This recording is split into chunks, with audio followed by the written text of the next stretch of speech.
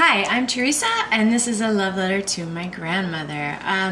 Tonight, I thought I would make a devil's food cake. I have a student who has a birthday tomorrow, and I thought it'd be nice to make a little cake for him.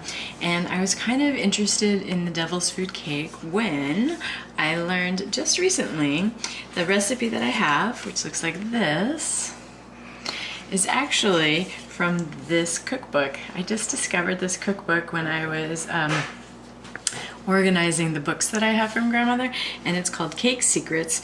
And actually the recipe that I was thinking about doing is this one right here on the cover. And this cookbook was made by the Engelhart brothers. Never heard of them, but as you can see from the back, they are Swan's Down flour, which we have other recipes from them. So I was kind of excited. I was especially excited when I saw that this cookbook is from 1925. And I went and turned to page 19, which is just about the center. Can't get more center than that of the cookbook. And it's this recipe right here, and you can see somebody has made little check marks all over it and wrote this cake over here. And it looks like it's my great-grandmother's handwriting, but I'm not entirely sure. And it is indeed this recipe, so it's pretty exciting. And then there's, like I said, it's a cover recipe, so it must be pretty good. So I thought I would try that today. Take 1 cup of butter and then cream the butter and then add just 1 cup of sugar.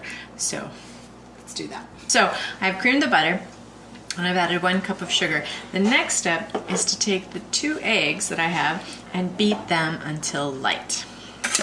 Okay, so I've beaten the eggs until light, and now I'm supposed to add the remaining sugar and blend thoroughly.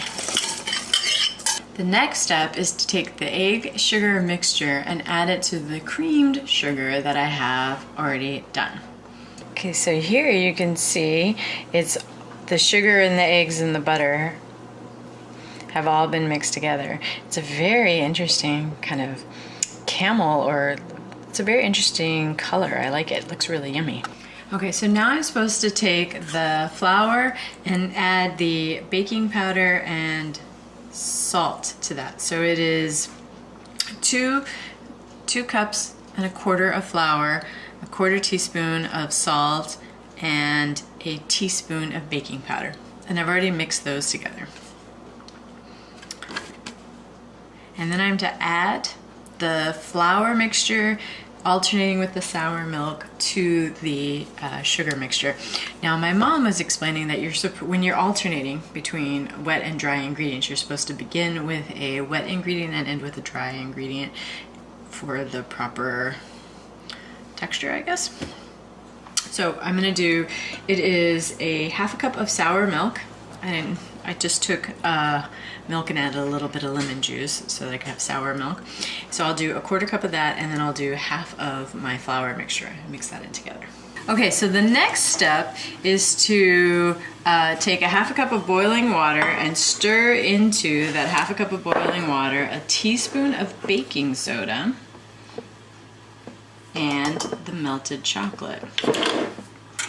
So I've got the melted chocolate, the baking soda, and we'll stir that into the boiling water. I'm stirring them together, and then I will put them into the cake mixture. One of the reasons I wanted to try the devil's food cake is that my friend Amber was talking about, and her father were talking about how much he loved his mother's devil's food cake. And I don't know if this is the same recipe, but it got me thinking about devil's food cake quite a bit. So now I'm gonna put the water, chocolate, baking soda mixture into our batter. Now the next step is to beat in a teaspoon of vanilla. Okay, Grandma's recipe says bake in a moderate oven, 350, for no time given. And no pans, nothing. So I don't know based on Grandma's recipe, but when I looked at the cookbook, you can see it's a 3-layer cake. So I was like, I guess I need to get 3-layer pans. And it says here, bake in 3 layers in a moderate oven. Spread a white icing between the layers and on top of the sides of cake. Again, no actual time given. I don't have 3 cake layer pans, so I have 2. So that's what I'm gonna do, and if there's a lot left over, I'll pour it into a different pan. So, and nothing says greased or floured. So I'm gonna go in, when in doubt, I do greased and flour for cake pans. So that's what I'm gonna do now. Okay, so I have put them into 2 cake pans. They look very, very shallow to me, and I think that that's gonna be sufficient. I don't think I'm gonna need a 3rd layer.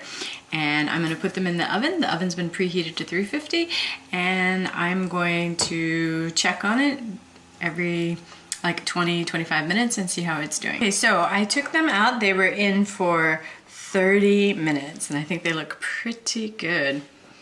And they smell really good.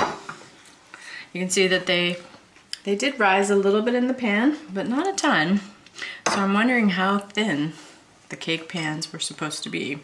But since they didn't give us a size, I don't know.